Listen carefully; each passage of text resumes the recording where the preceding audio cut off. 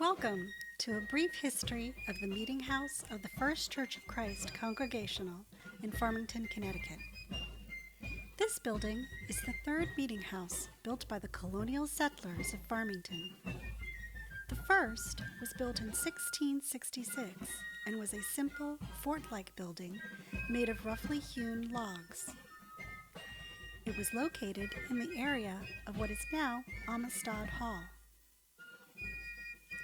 As the town grew, a larger building was needed, and in 1709, construction began on the second meeting house. Completed in 1714, it was located just north of the current meeting house, in the area where Porter Memorial now stands. With a sawmill now established in town, it was likely made of clapboard. It was 50 feet square, with a cupola on top in which a bell was eventually hung. After 60 years, the building fell into such disrepair that in 1769 it was voted that a new meeting house be constructed. Construction on this meeting house, our present meeting house, began in June 1771 and took 17 months to complete. It was designed and built under the direction of Captain Judah Woodruff, a local craftsman who had learned his trade as a shipbuilder. Though built in the late colonial period, this meeting house was conceived in the theology of the previous era.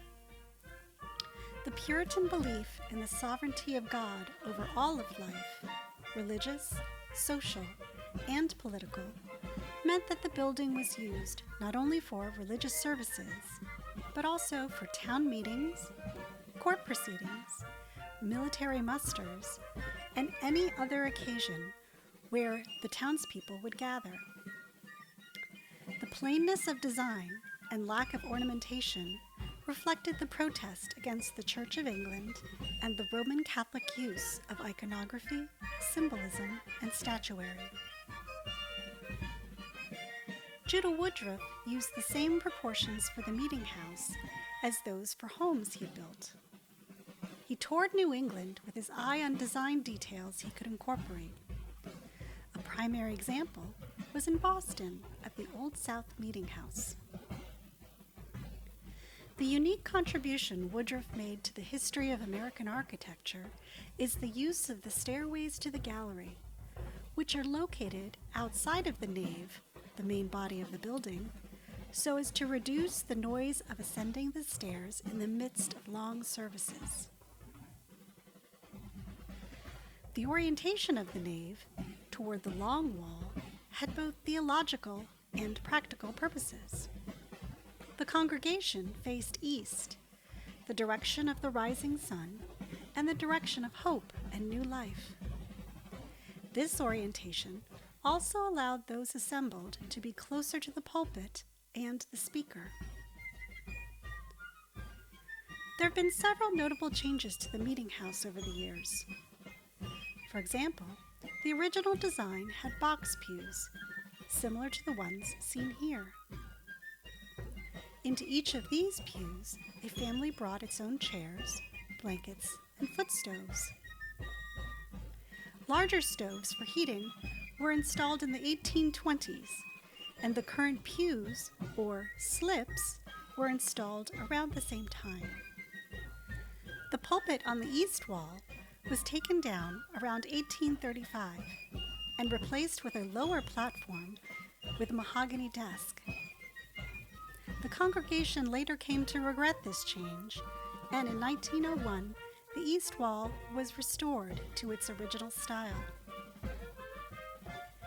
Town meetings were held here until 1836, when a space was made available in the Academy building next door. In 1890, a new building was built by the town and located across the street from the meeting house.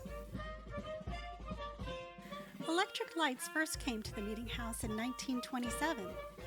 The original chandeliers, crafted by the local tinsmith, Asa Andrews, were wired and rehung and are as you see them today.